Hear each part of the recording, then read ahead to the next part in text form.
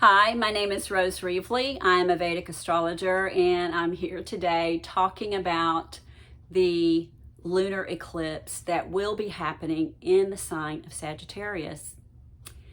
So before I get started, please remember to like and subscribe to my YouTube channel.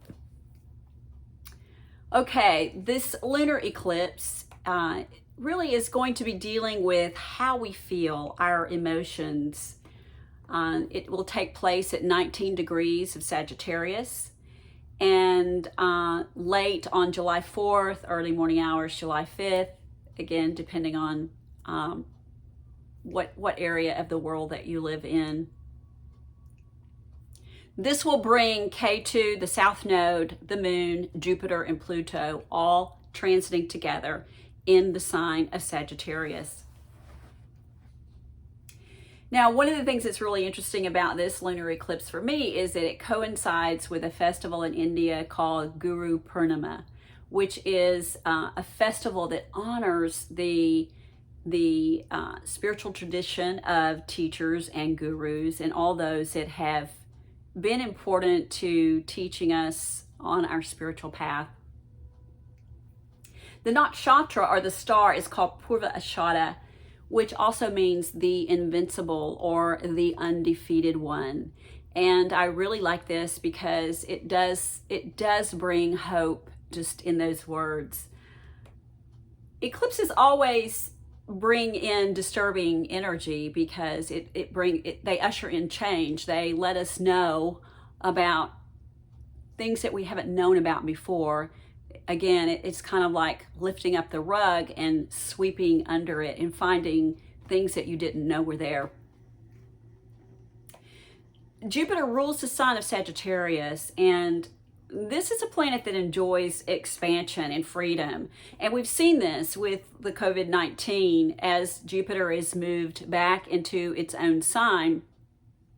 We see that a lot of people are wanting to break out their the confinement of Jupiter being in Capricorn. Remember that Jupiter was debilitated in the sign of Capricorn. In other words, it couldn't show its qualities. It couldn't show its benefits because it was transiting with Saturn and Pluto. And this affected Jupiter, although it is limited in the sign of Capricorn. So now Jupiter is retrograded all the way back into Sagittarius, a sign that it rules. And also Pluto followed Jupiter back to Sagittarius. We'll talk about that.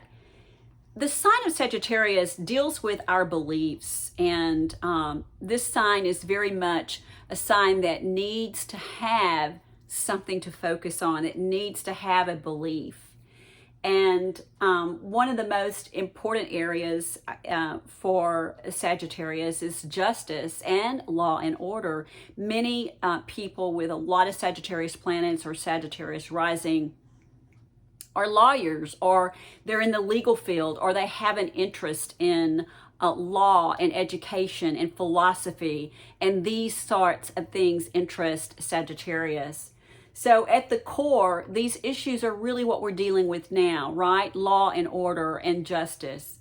So let's take a brief look back at as Jupiter was in Capricorn. So on March 30th, Jupiter moved into the sign of Capricorn. It moved out of Sag into Capricorn. And this was a little bit later. COVID-19 really came into being, I think, highlighted around mid-March, somewhere along mid-March. And so as Jupiter moved into Capricorn, again, it became debilitated, so it couldn't bring its strength, and it was with Saturn and Pluto. And so a planet that operates, remember, Jupiter is a benefic, and it was transiting with two first-rate malefics, Saturn and Pluto. And so this is when the lockdown really went into enforcement, you might say. Mid-March is when we started understanding more about the virus. And then in April and certainly May, it really was more restricting. We found ourselves here in the U.S. In a lockdown situation. So Saturn and Pluto together, being first-rate malefics, brought about unrest. It brought about extreme violence. It brought brutality, theft, looting, loss of life, just, really the dark side, very, very destructive. And it brought a lot of suffering to our country and to many people. So you see, this is really the opposite of what, a benefic planet like Jupiter, it's very opposite of those qualities. Now that Jupiter is back in its own sign, it gets what we call directional strength, because Sagittarius is the rising sign of the USA. Sagittarius is the first house. Jupiter ruling it gives it a directional strength. And this is empowerment to do good, to be beneficial for our country, for our homeland. So Jupiter here represents law, like I said earlier, and legal affairs. And it brings what I like about this is that Jupiter brings solutions to problems, which is what we really need. It is a planet of wisdom, and even though it does rule over education, wisdom is different than that. Wisdom is knowing the right thing to do at the right time. And so this also deals with truthfulness and morality. Jupiter rules over religion and philosophy. And we can hope that our leaders now will begin to really take a hold of this opportunity, because remember, Jupiter represents opportunities, and the leaders that we have elected to lead will lead and stand up for justice and law and order, and to protect the welfare of citizens, instead of allowing property and businesses to be vandalized and looted and destroyed, and people's lives destroyed by these acts of violence. The reason we have laws are to protect the citizens. And so as we are seeing corruption within so many areas in so many areas of life, whether that be political, the educational system, we're seeing this enormously flawed system that's been in operation for decades. Okay, we have been a country for 244 years, and that's a long time, although we're still relatively new, I think. So overall and globally, the masses are awakening. Everybody is starting to wake up. And the structures and the systems that have been in place all this time, all these years, they're falling away. They're actually crumbling. And this includes most every area of our lives: political, legal, educational, medical, even technology, which is involved in every one of those areas I just mentioned. Even that is changing. And so from the solar eclipse, which took place in Gemini on June 21st, the sign of information that ruled over all communications, news, and technology, we saw the disruption, right? Through communication, news, and that's another element too that's involved. But many people are doubtful, or they don't really believe the news they hear. We hear the phrase fake news. And so we've seen and are aware of censoring, which something for us, on a subconscious level, people are feeling like something is missing, something is not right. And that has been going on for some time now. I talked about Gemini in duality in my last video, because that's where the solar eclipse was on June 21st. And I talked about duality in terms of day and night, light and dark, black and white, positive and negative. And in truth, again, we as spiritual beings, we have both of these. We have duality. Everyone has it within them, right?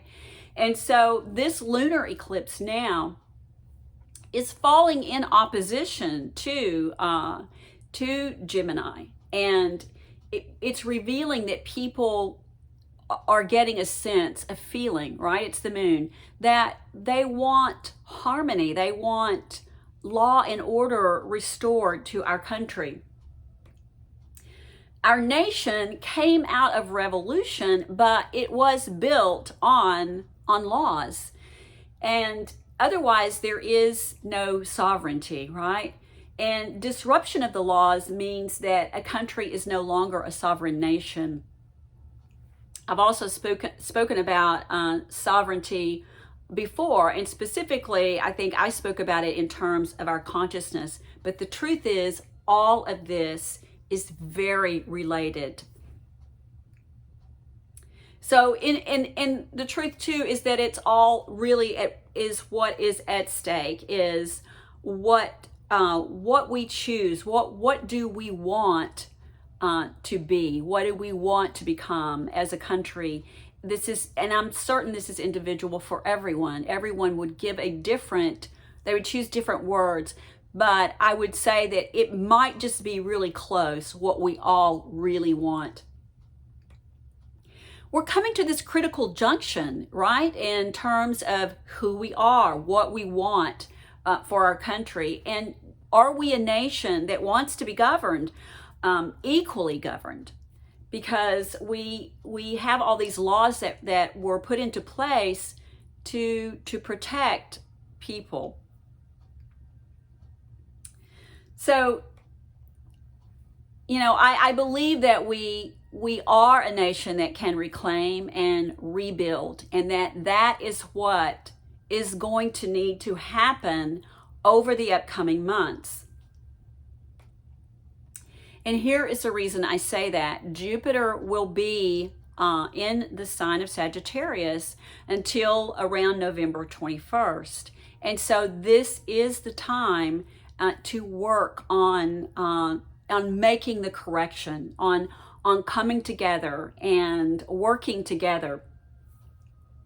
Since all these planets are retrograde, and Mercury, the planet of information, ruling technology, it's retrograde until July 12th.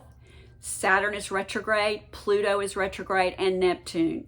And so each of these planets has an energy about it that deals with certain matters.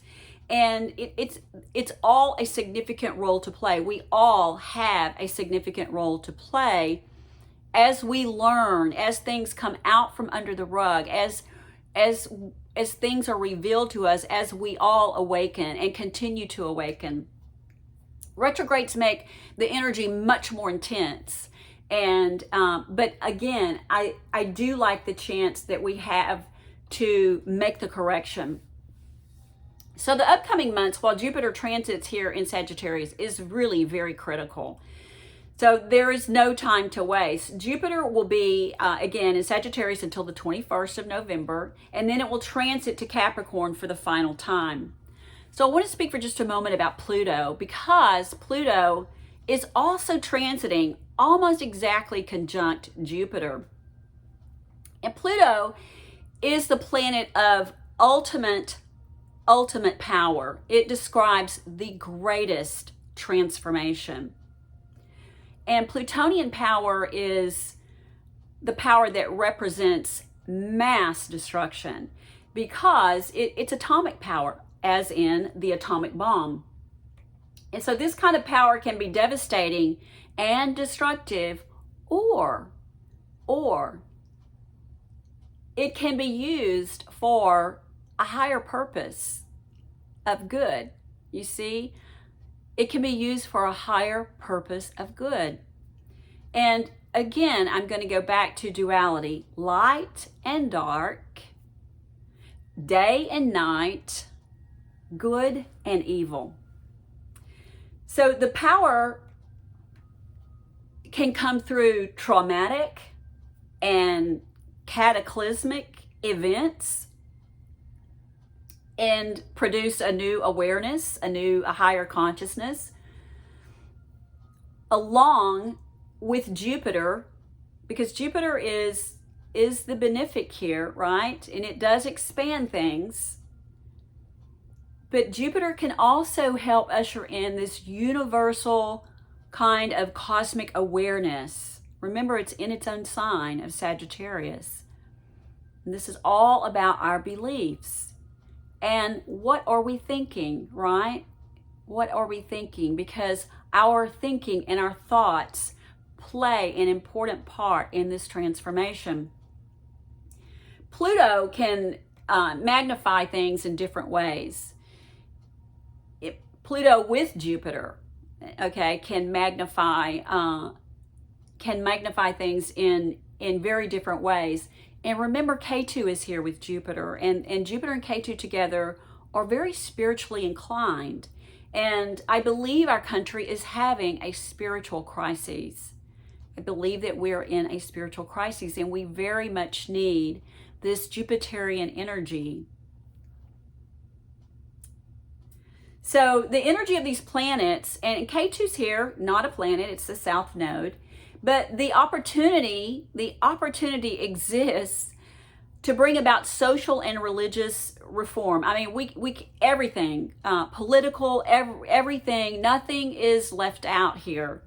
So we can bring about a total reforming, reorganization. People, I believe there are so many people who right now are in the sidelines. I believe these people are here and that they've had great success and great business organization skills, and they would bring so much to the table. Likely they are not political, but they are just simply very successful people who have been successful through incredibly interesting ways, through the light, not through destroying. Their success has come probably through hard work, probably through educating themselves, but I believe there's a lot of talent here that's sitting on the sidelines. So you see, much wealth and prosperity can happen through this transit, through Jupiter's transit back into Sagittarius. We can tap into the knowledge of Jupiter rules over philosophers and spiritual leaders. And I believe that our country would enormously benefit from those types of people who can sit together and bring solutions to problems and have a dialogue, have a communication without anger, without destruction, without exploiting one another. And I believe that is what would be so beneficial. We have these people who can bring light to today's issues. The negative side of Pluto and Jupiter is that they can become fanatical, like as in a religious, in any type of religion can become fanatical, but just not wanting to listen to anyone else's ideas, not giving anyone an opportunity to speak and share their idea or their thoughts. And so, when Jupiter and Pluto are operating on the negative side, it's going to bring conflict with authorities. Opposite, again, duality of the positive side. As more and more people awaken and we become more and more aware, the light and the powers of the light begin to operate higher and higher and higher.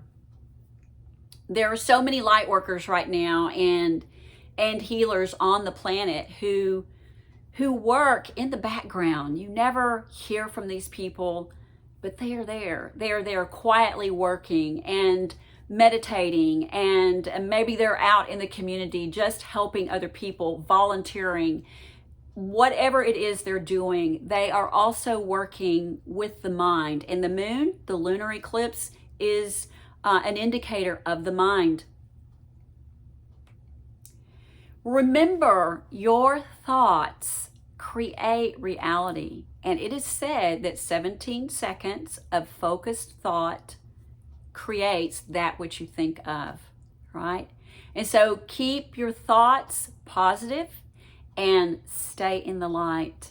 Stay Stay in the light. If you'd like a Vedic consult, if you'd like to know where your opportunities are coming from with the eclipse, please contact me. My information is in the description. Thanks for watching. Namaste.